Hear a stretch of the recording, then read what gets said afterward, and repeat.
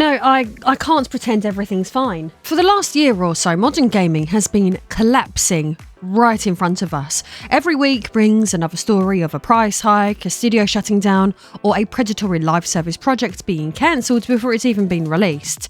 If I'm going to talk about what's going on in gaming here, I refuse to do so without giving my honest takes. I can't pretend to live in a world of sunshine and rainbows, and in my view, that side of the industry always needs covering anyway. But for those who complain that all they hear from me and other YouTubers is negativity, don't worry, because I do hear you. And you are absolutely right. It has been overwhelmingly bleak, and when every headline is about layoffs, closures, or another cynical cash grab, it's easy for both creators and audiences to get trapped in that spiral.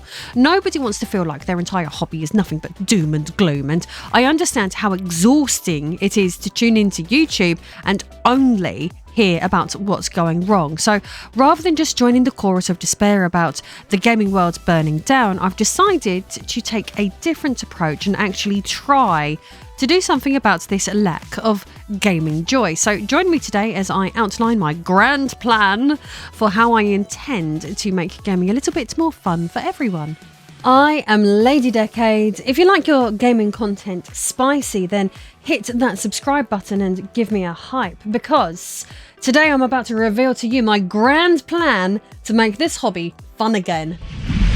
When I first started making videos, the focus was almost entirely on retro gaming, obscure consoles, forgotten sequels, the kinds of stories that sit at the heart of gaming history. But over time, I found myself pulled more and more into modern industry analysis. I began covering a few new releases to mix things up, but the endless implosions and controversies quickly took centre stage, and it became clear that audiences wanted someone to chart them in detail. So for a while I managed both retro deep dives alongside modern meltdowns, but the cracks soon started to show. Retro fans had little interest in the latest live service collapse, while the people drawn to modern disasters weren't about to sit through 20 minutes on the Amiga CD32's bizarre launch.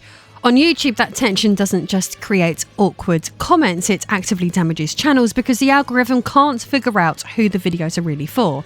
As one analyst put it, the system pays more attention to viewers, not creators, and when audiences are split, the signals get muddy and neither group gets served.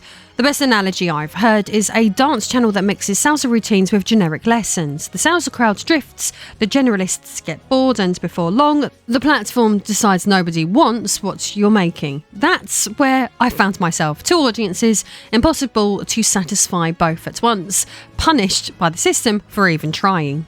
So naturally, I leaned into the style that most of my audience was tuning in for, which was commentary on modern gaming.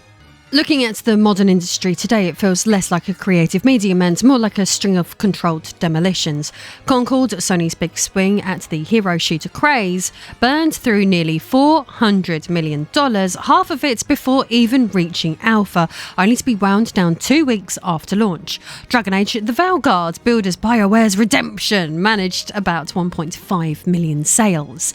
A figure EA itself admitted was below expectations, and in the very same year, Microsoft shut down Tango Gameworks, the studio behind Hi-Fi Rush, one of the few universally praised releases of the generation. As one journalist put it, the industry is now eating its seed corn, cutting down the very projects and teams that should be shaping its future. Taken together, these stories reveal a deeper structural rot. Budgets are now so inflated that one flop can sink a team, and layoffs have become so relentless that more than 35,000 jobs have vanished since 2022. For me, trying to document it all, modern coverage has turned into a catalogue of collapses rather than a celebration of creativity. Audiences aren't hearing enough stories of triumph, only constant reminders of how fragile the industry has become. Sure, it's satisfying to see predatory companies get taken down a peg or two, but it doesn't exactly inspire confidence, in gaming's future.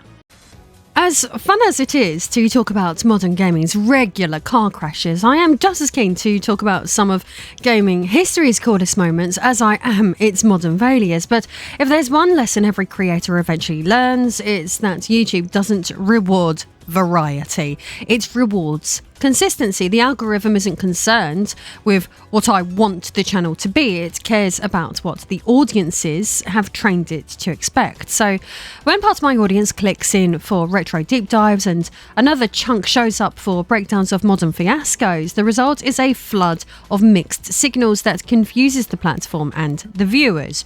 You can see it most clearly in click behaviour. Retro fans will happily tune in for the Sega Saturn or Atari Jaguar, but they're far less interested in 30 minutes on Concorde's collapse. Meanwhile, the people who show up for an essay about BioWare layoffs aren't about to watch a deep dive on sexy Trip Hawkins' 3DO company.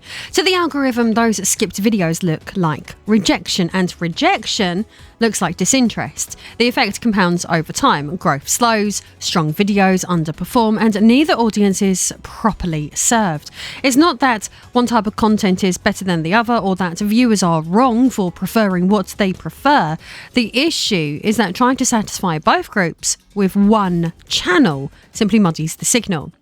The only real solution is to split the audiences so each gets exactly what they came for without holding the other back. That is why I have launched a brand new channel called Lady Arcade, which is exclusively dedicated to retro gaming, and I just feel like in 2025 that feels more important than ever, considering how bleak everything is.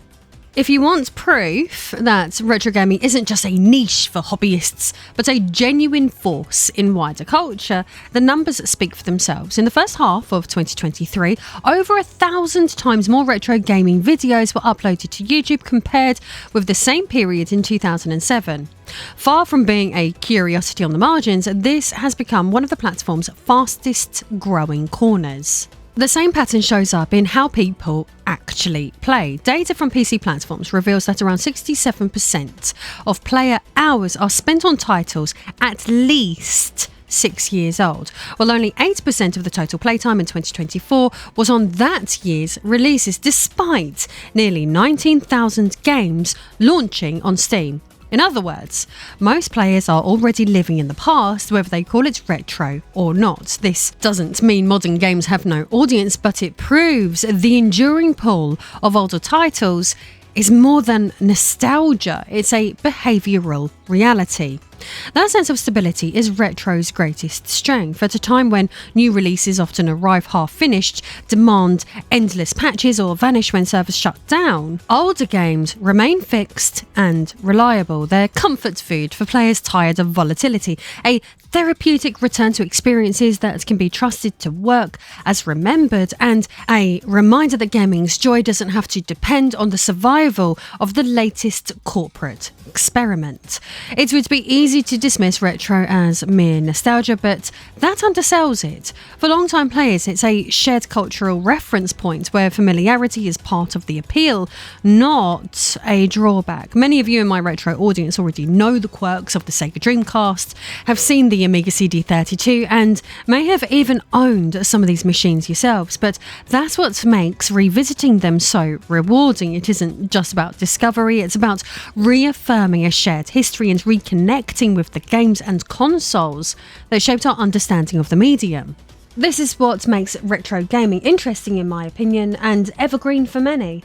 At the same time, retro offers something different for newcomers, especially those disillusioned with modern gaming and looking for an alternative. When broken launches and short-lived live service experiments dominate the present, older games provide an entry point into a version of the hobby that is complete, self-contained, and enduring. They're not just relics, they are doorways inviting new players to explore a library of experiences that won't vanish the moment a publisher shuts down its servers. Beyond comfort or curiosity, Retro also has an educational role. It teaches the lineage of the medium, showing how design ideas evolved and how past experiments shaped the games we play today. In a market flooded with tens of thousands of new titles every year, where discovery often feels impossible, Retro provides clarity. Instead of endless noise, it offers a curated canon, a body of work that can be navigated, understood and appreciated, giving both veterans and newcomers solid ground in an otherwise chaotic landscape. The answer then is not to abandon one side of this equation, but to give each the space it deserves. This channel, Lady Decade, will continue to focus on modern industry analysis, documenting collapses, acquisitions, layoffs, and the structural patterns that explain why the landscape looks the way it does. The role remains vital because without critical voices, the cycle of excess and waste repeats unchecked. Alongside it, I'm launching Lady Arcade, a channel dedicated to retro. Its foundation will be failed hardware with cult followings like the Sega Saturn, the 3DO, the Amiga CD32, but it will also dive into the developer histories and cancelled projects that give those systems their texture. These will be long-form essays designed to stand the test of time, while Lady Decade responds to the chaos of the present. Put simply, Lady Arcade will preserve the joy of the past as a living library that you can revisit whenever you want, and Lady Decade will remain focused on this decade. One channel will continue to act as a watchdog, charting the industry as it stumbles from one crisis to the next, while the other will create a space where gaming history can be celebrated, contextualised and enjoyed. By separating the two, I can finally serve both audiences properly, instead of leaving each half satisfied by the compromise of trying to do everything at once. On Lady Arcade, I've already uploaded the first video looking at what it means to own a Sega Saturn in 2025, and I'll soon be moving on to other hardware that deserves a good second look. These are the systems written off at launch but later re-evaluated as objects of fascination, not only for their unusual hardware and libraries, but because they represent the alternative paths gaming history might have taken if circumstances had been different. The new channel will also feature what I call bridge videos, designed for modern players disillusioned with today's industry who want to know where to begin with retro. If you enjoyed a particular modern game but now find yourself despairing at what the market has become, these videos will point you towards older titles that deliver the same depth and satisfaction without the baggage of unfinished launches or life service dependence. Everything will be presented through long-form video essays built to be evergreen. Unlike reaction videos which fade within literally days, these are designed to hold their value over time, building into a library that viewers can revisit again and again. And the goal is not just to entertain in the moment, but to create something lasting so that Lady Arcade becomes a reliable archive of stories and perspectives that remain just as useful years from now as they are on the release day. The demand for this content has always been there. Retro was what first grew the channel, with early videos on forgotten hardware, cancelled projects, and the stranger corners of gaming history, bringing in the first major wave of subscribers. Since then, I've had constant comments asking me to return to that territory, with viewers stressing that those videos were the videos they remembered most and wanted more of. And this isn't just anecdotal. The retro gaming market is valued between $2 and $3.8 billion and growing at a rate of 10 to 15% annually. Proof that the appetite is real and expanding. Lady Arcade is the direct answer to that call.